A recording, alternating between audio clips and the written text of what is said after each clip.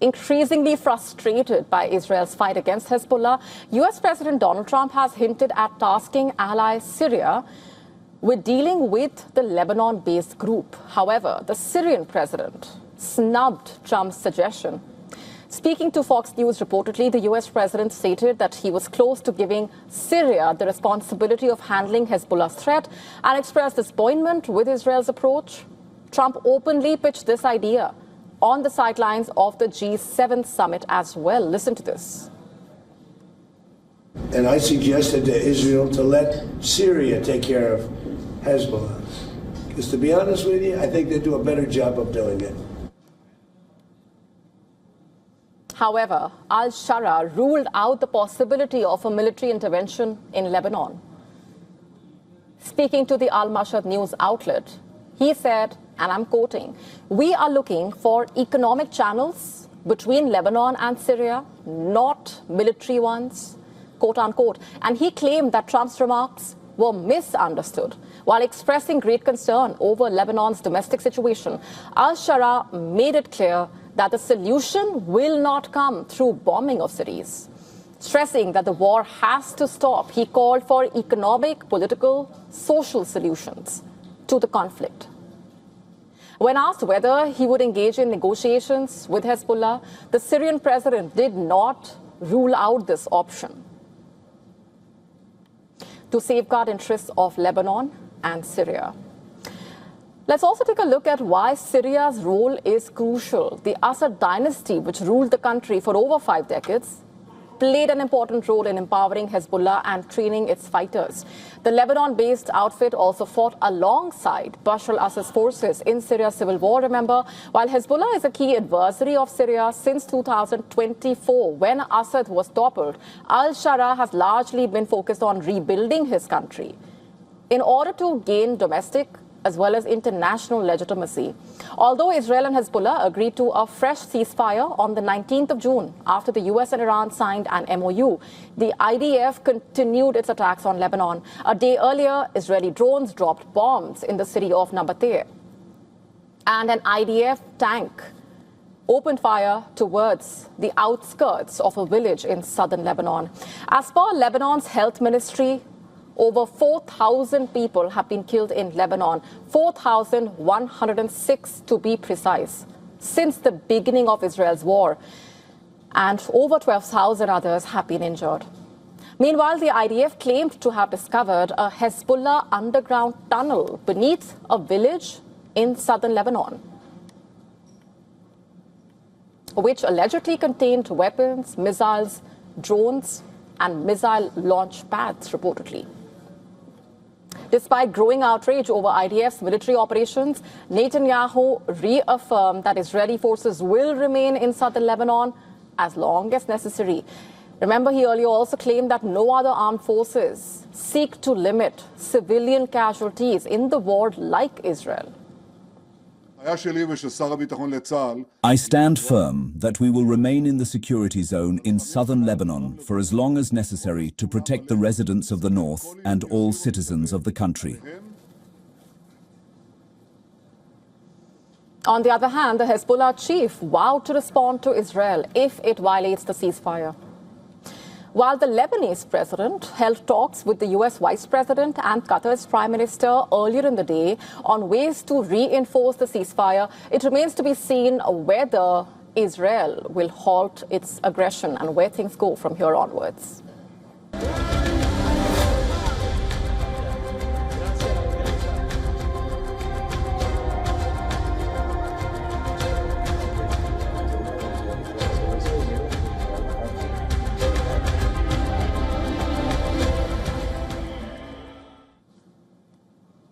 On to Colombia now. It has elected a new president who styles himself as a political outsider. Reportedly campaigns like a strongman and enjoys the support of US President Donald Trump. The nationalist lawyer, known to his followers as the Tiger, reportedly built his rise on promises of law and order. And he blamed the outgoing leader, Gustavo Petro, for Colombia's economic and security troubles and vowed to crush the drug traffickers, confront the illegal armed groups, and revive a struggling economy there. His message of tough security measures and market-friendly reforms reportedly resonated with the voters seeking change. I will govern for all Colombians, for those who voted for me and for those who chose another candidate. There will be no winners or losers. There will be no reprisals, no persecution, because in a democracy, there are no irreconcilable enemies. The president-elect shares a close bond with Donald Trump, with the U.S. president even endorsing him during the campaign, describing him as a leader who would crack down on crime and restore law and order. After the election result, Trump wrote a simple message on his Truth Social account. I'm quoting, "He won big," quote unquote. And the president-elect's victory, in fact, is expected to usher in a warmer phase in the U.S.-Colombia relationship after years of friction between Trump and Petro. But the president-elect is more than a politician. He is a high-profile attorney and businessman whose interests range from wine, rum, clothing to real estate. An investigative report, however, reportedly found that several of his businesses were dissolved, burdened with debt, or suffered losses, reportedly, in 2024, while his law firm remained his most profitable venture, reportedly. The president-elect has reportedly cultivated a larger-than-life image. He frequently appeared on the campaign trail, giving a military salute despite never serving in the armed forces. He is often seen wearing luxury watches, designer sunglasses, sporting a groomed beard, reinforcing his strongman persona in a way. The president-elect also has attracted controversy, of course. He reportedly represented figures linked to corruption scandals, right-wing paramilitaries, as well as a Venezuelan businessman who faces money laundering charges in the United States, reportedly linked to the ousted Venezuelan leader, Nicolas Maduro. In fact, a married father of four, a singer of traditional folk music, a citizen of Colombia, Italy, and the United States. That's a part of his story. The leader will be assuming office on the 7th of August as Colombia's new right-wing president, and perhaps one of Trump's closest political allies in the region. Shifting focus now to India, political corridors witnessing a familiar turn of events in Maharashtra. Two-thirds MPs belonging to Shiv Sena's Uddhav Thackeray faction have joined hands with the Shiv Sena faction led by Eknath Shinde. In fact, the crossover played out at the YB Chavan Center in South Mumbai, where 6 breakaway Shiv Sena UBT MPs shared the dais with Shinde to announce their decision to join that group. Shinde called the revolt an effort to save Bal Thackre's Shiv Sena and preserve the ideology of the party. The list of rebels, including Nagesh Babu Rao, also Sanjay Deshmukh, Sanjay Jadhav, Sanjay Dina Patil, and also Om Prakash and Baosaheb Vakchore. The political crisis, nicknamed as Operation Tiger by the BJP and Shinde, has further weakened Uddhav Thackeray's camp as the rebel bloc now represents 2/3 strength required to avoid disqualification under the anti-defection law. And amid the growing rebellion within Shiv Sena UBT, Uddhav Thackeray is expected to address the party legislators and lay out the strategy following the revolt. The meeting coming just days after a similar gathering on the 17th of June, remember, which was skipped by 6 MPs now believed to be part of the rebel camp.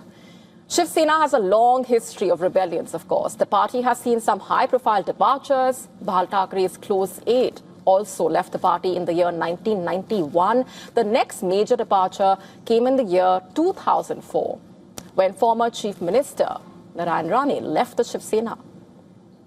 Rane later joined the BJP, remember, and rose to the rank of Union Minister under the Modi government.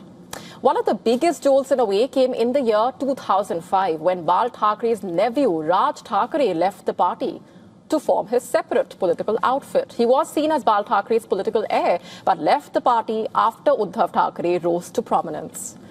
The next major jolt came in 2022, when majority of the MPs and MLAs joined the Eknath Shinde faction, and he later became the state's chief minister with the BJP support. Shinde now claims to be leading the real Shiv Sena with the original symbol there, the bow and arrow symbol.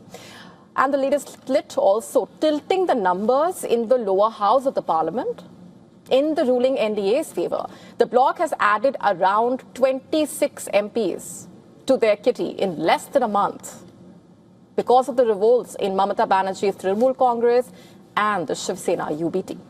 From Akshay Kumar to Shahid Kapoor and Maharashtra Chief Minister's wife, celebrities, high-profile figures across India marked International Yoga Day by dedicating their time to fitness, wellness. Take a look at this report.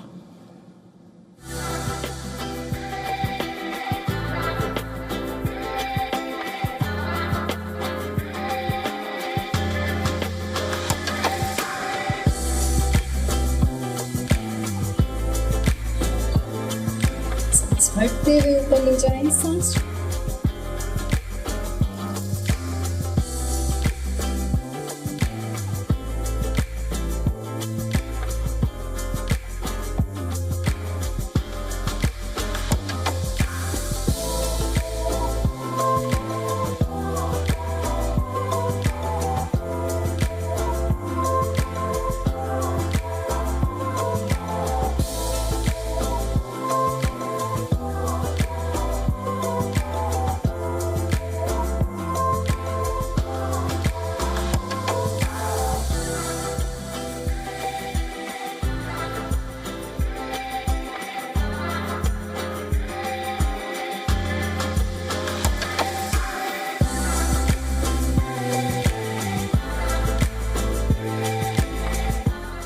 To stay up to speed with the latest news, download the WION app and subscribe to our YouTube channel.